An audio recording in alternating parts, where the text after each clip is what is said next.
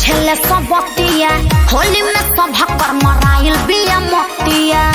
अरे जहाँ नइखे रंग के उहो रंग देले बारे साचो में कुकुर बाड़े मोरा दक्या जतिया रंग के बहाने घाट कर देले सनतिया। कुल्ही यही जाया कला बता रे मुंह में।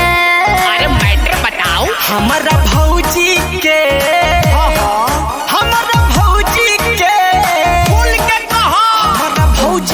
कौन रंग देले बाबू है तो बोले गाड़ी के मुँहे।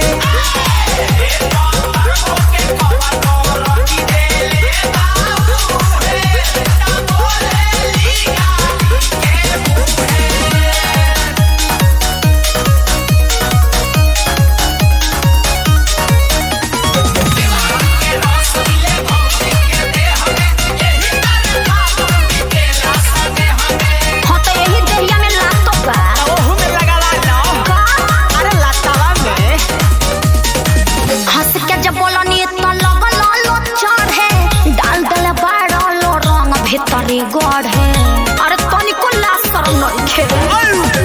हंस के जब बोलनी तो लगल लो चढ़ है डाल देले बाड़लो रंग भितरी गढ़ है।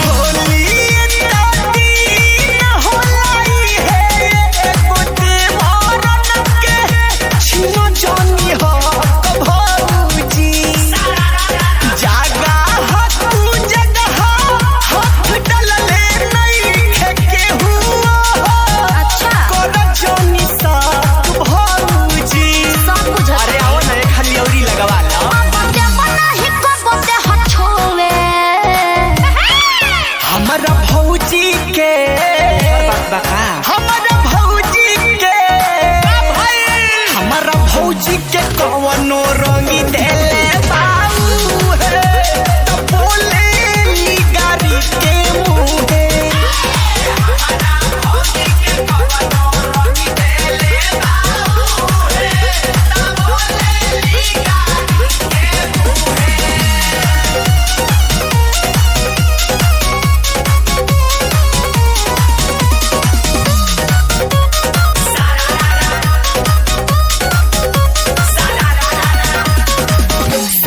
सोना क्या डालल रंगवा लहरता पोरे पोरे अभिले अंगवा। हरे राम कैसे डाल देला सो बताइए।